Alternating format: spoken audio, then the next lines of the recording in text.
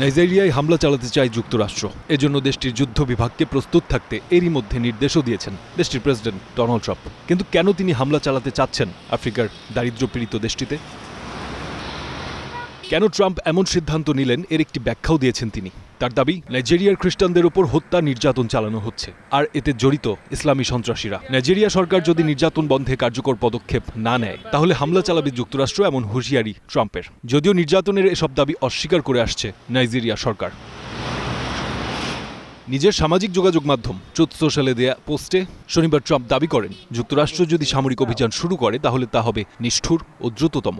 Nigeria সরকার যদি খ্রিস্টানদের হত্যার অনুমতি দিতে থাকে তাহলে অবিলম্বে দেশটিতে সকল সাহায্য ও সহায়তা বন্ধ করে দেবে যুক্তরাষ্ট্র। খুব সম্ভবত সেই অপমানিত দেশে বন্দুকের গুলিসহ প্রবেশ করবে।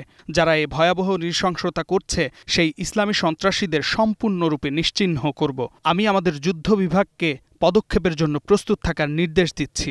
যদি আমরা আক্রমণ করি তাহলে তা হবে দ্রুত ও নিঠুর, ঠিক যেভাবে সন্ত্রাসীরা আমাদের খ্রিস্টানদের উপর আক্রমণ করে। নাইজেরিয়ার সরকার দ্রুত পদক্ষেপ নেবে, এটা তাদের জন্য ভালো হবে। একই বিষয়ে তিনি আরও একটি পোস্ট দেন যেখানে তিনি দাবি করেন, নাইজেরিয়ার খ্রিস্টান সম্প্রদায় অস্তিত্বের চরম হুমকির সম্মুখীন, যেখানে হাজার হাজার খ্রিস্টান নিহত হচ্ছে। এই ব্যাপক হত্যাকাণ্ডের নেপথ্যে কট্টর ইসলামপন্থী জঙ্গি গোষ্ঠী রয়েছে। নাইজেরিয়া ও অন্যান্য বহু দেশে এমন বর্বরোচিত ঘটনা ঘটে চললে যুক্তরাষ্ট্র নিশ্চুপ থাকতে পারে না। সারা বিশ্বের আমাদের মহৎ খ্রিস্টান সম্প্রদায়কে বাঁচাতে আমরা প্রস্তুত ও যোগ্য।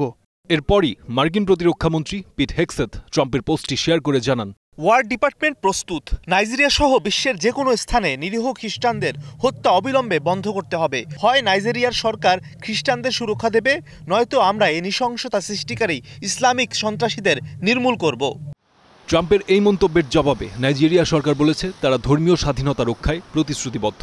দেশটিতে খ্রিস্টান মুসলমান উভয় সম্প্রদায় সন্ত্রাসী হামলার শিকার হচ্ছে। প্রেসিডেন্ট বোলা টিনুবু বলেন, নাইজেরিয়া ধর্মনিরপেক্ষ গণতান্ত্রিক দেশ, ধর্মীয় অসহিষ্ণুতার অভিযোগ সঠিক নয়। 2023 সাল থেকে আমাদের প্রশাসন খ্রিস্টান ও মুসলিম উভয় সম্প্রদায়ের নেতাদের সাথে যোগাযোগ রেখে সব নাগরিকের নিরাপত্তা চ্যালেঞ্জ মোকাবেলা করে আসছে নাইজেরিয়া সরকার।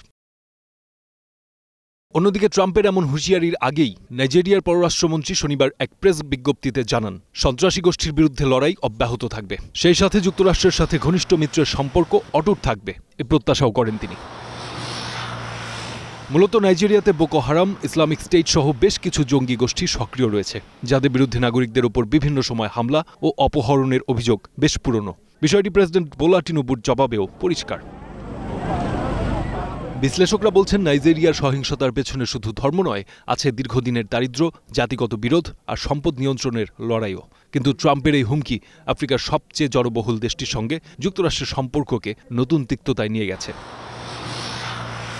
যুক্তরাষ্ট্রের 2022 সালের আন্তর্জাতিক ধর্মীয় স্বাধীনতা প্রতিবেদন অনুসারে নাইজেরিয়ায় জনসংখ্যা প্রায় 22,51,00,000। এর মধ্যে 50% ভাগ মুসলিম ও 48% ভাগ খ্রিস্টান। আটলান্টিক মহাসাগরের দুই পারে অবস্থান যুক্তরাষ্ট্র ও নাইজেরিয়ার। ফারদিন খান, স্টার নিউজ।